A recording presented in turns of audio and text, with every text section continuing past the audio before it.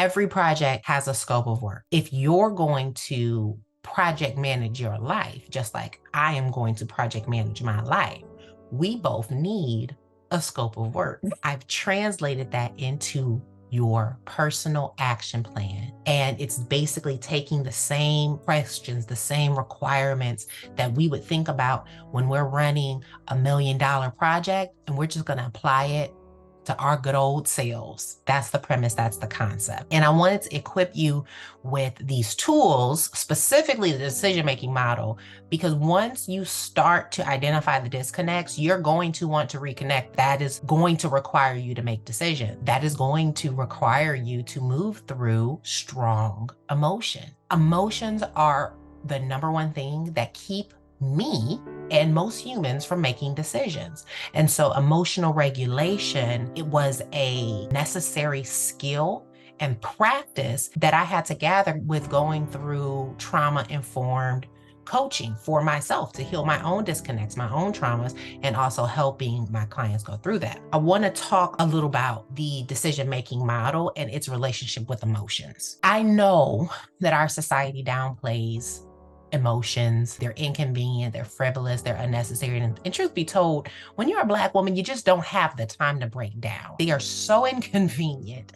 But I have to disagree. I've learned that is actually not the case. That's just an unhealthy relationship with emotions. But when we have a healthy attachment, a healthy acceptance of our emotions so that they can flow freely as they are needing to do, then really they're the most powerful diagnostic tool that we have access to in this physical form. The problem just is most people are not taught to process strong emotion. We have about 4 default reactions, right? Avoidance or denial, rejection, suppression, or just straight reaction. And none of which, they're all common, but they don't really serve us very well. They don't help when navigating difficulty. But the thing about it in that we have to accept and believe is that feelings are valid, all of them. It is our divine expectation and right to experience feelings. There are certain things we can only learn in this life through this body and through the allowance of feelings. And energy is never destroyed, it's only transferred. And so there is no goodness or use that comes out of suppressing it or rejecting it, because it compounds and it will maladapt, it will form. And we all have it. We all have these disconnections. So the key is knowing that we're going to find them, learning how to embrace the creation of them simply as a result of your highest good, keeping you alive, because they're all survival defaults, but then thanking it for service and figuring out how to replace it with something else. And so that's why I like to share the decision-making model, because that can get real complicated real fast. The decisions we want to make aren't often difficult. They're how we feel about them being difficult. And so something that has worked really helpful for me, I actually got it from the life coaching school, is this formula. And it feels almost like a story problem in life, and story problems can be complicated, and you need to take that out and put it into something real simple. So I can just count up the cost and figure out what are we talking about here. And so that's what this does. The premise of this model is to help us separate out what is in our power to control versus what is outside of our power to control. 9 times out of 10, you are frustrated with change because you are attempting and putting your energy and your intention and your heart and your investment into changing, and you're not receiving the results that you want. 9 times out of 10, it's because you're attempting to change the things that are technically outside of your scope of power. They are not for you to change. They were never designed for you to change. You should not want to change them.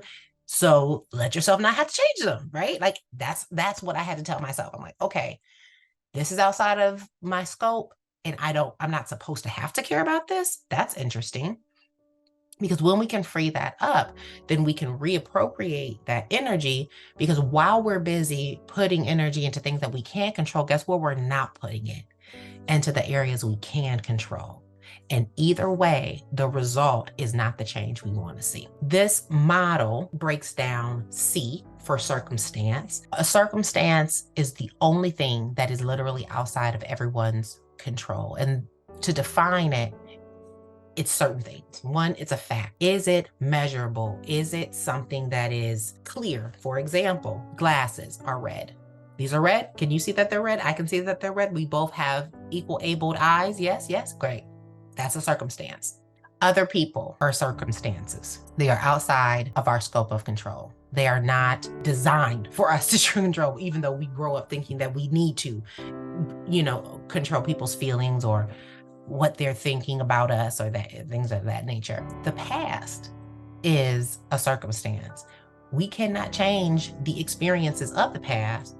What we can shift is our relationship and our knowledge of it, though. It is not going to create the result that we want, ruminating over the same thought, but rather figuring out how to separate my thought, my desire to change a thing versus my acceptance that it did happen. Because outside of circumstances, everything else, our thoughts, our feelings, our actions, our results are all within our power. And we're going to leverage this tool, the decision making model, to help you to sort through the complex and all of the things to make it real simple for you to see, okay, this is going to be my identified scope of work.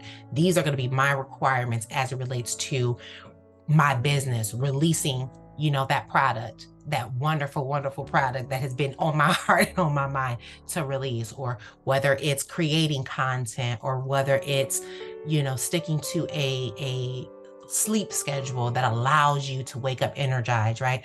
Whatever your starting point is, this is the beginning. Like, this is the activity.